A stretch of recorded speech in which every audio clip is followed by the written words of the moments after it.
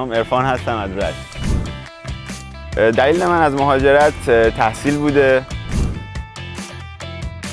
پارسال بود که تصمیمم خیلی جدی شد برای مهاجرت. خیلی تحقیق کردم از چند تا از دوستانم. در نهایت یکی از دوستان من در کانادا این شرکت TRDE رو به من معرفی کرد. اومدیم یه سری جلسات داشتیم، تونستن خیلی اعتماد سازی بکنن و در نهایت این شرکت رو انتخاب کردم.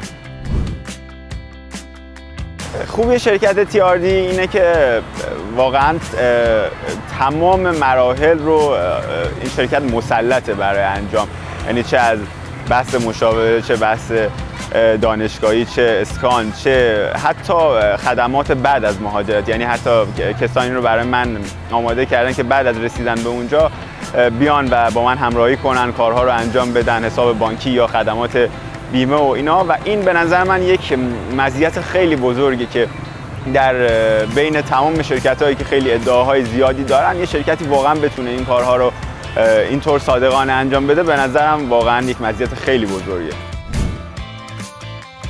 خب همونطور که میدونید اتریش یکی از مدرن‌ترین کشورهای دنیا و وین چندین بار با کیفیت‌ترین شهر دنیا برای زندگی انتخاب شده. تورم بسیار پایینی داره، حمل و نقل عمومی خیلی عالی داره و سطح رفاه به شدت بالایی داره.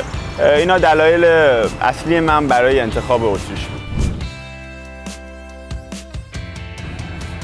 به نظر من برای انتخاب شرکت مهاجرتی چند تا آیتم خیلی مهم وجود داره. یه دونه رزومه قوی کاریه که بدونید پرونده‌های موفق زیادی داشتن.